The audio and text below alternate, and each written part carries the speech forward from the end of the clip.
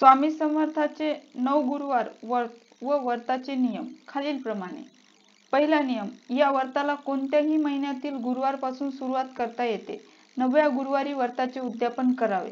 दुसरा नियम, आपल्या इच्छित कार्याचा संकल्प करूनच व्रताचा आरंभ करावा। व्रत संकल्प फक्त पहिल्याच गुरुवारी करावा। तिसरा नियम, सूर्योदयाच्या वेळेस स्नान करून शुभचिंतन व्हावे। चौथा नियम, दिवसभर उपवास करावा। दुपारी फलाहार व दूध उपवासाला चालणारे पदार्थ खावे। पाचवा नियम, संपूर्ण पूजा झाल्यानंतर आपण आपल्या स्वामींना नैवेद्य दाखवून रात्री आपला उपवास सोडावा। सहावा नियम, स्त्रियांचे मासिक धर्म तसेच सौहेर्य सूतक असल्यास वार्ता चरण करू नये। सातवा नियम, उपवास मात्र करावा। जेवढ्या गुरुवारी अशा कारणांमुळे व्रत चरण करता न आल्यास बैठवे अधिक 9 गुरुवार करून गुरुवारची संख्या पूर्ण करून घ्यावी। पुढील गुरुवारी उद्यापन करावे। आठवा नियम, अति महत्त्वाच्या प्रसंगी प्रवास करावा लागला तरी उपवास सोडू नये। नववा नियम, दिवसभर स्वामी समर्थ या मंत्राचा जाप करावा। मात्र गुरुवार गृहीत न धरता पुढील गुरुवारी व्रत करावे। 10वा नियम, व्रताच्या दिवशी एकादशी, महाशिवरात्री, अमावस्या असल्यास फक्त उपवास करावा। 11वा नियम, तो गुरुवार गृहीत न धरता एक गुरुवार अधिक करून त्यानंतर उद्यापन करावे। 12वा नियम, शेजारी, नातेवाईक, मित्रमंडळी यांना सहकुटुंब सहपरिवार दर्शनाकरिता बोलवावे। 13वा नियम, हे व्रत कोणत्याही जाती धर्मातील स्त्री पुरुष मुली मुलींना नाही करता येत। 4था नियम, पूजा करता सुपारी फळे उत्तम प्रतीची असावीत। फुले पांढरी, लाल अगरबत्ती धूप सुवासिक असावे। दिवा शुद्ध तुपाचा असावा।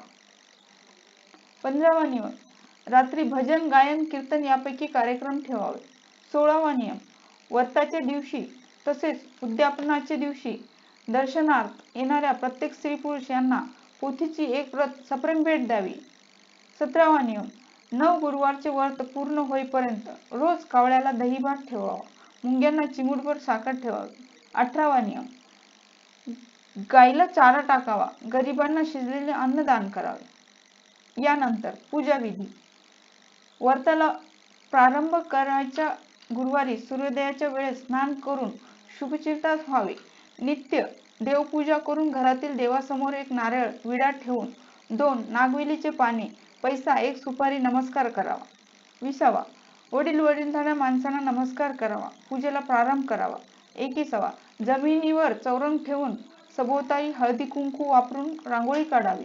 22वा, मध्ये व्यवस्थित काढावे व त्यानंतर चौरंग ठेवून अथवा वस्त्र ठेवून मध्यभागी विड्याचे पान, पालथे ठेवून त्यावर अक्षदा, तुळशीपत्र ठेवून स्वामी समर्थाची मूर्ती अथवा फोटो ठेवावा।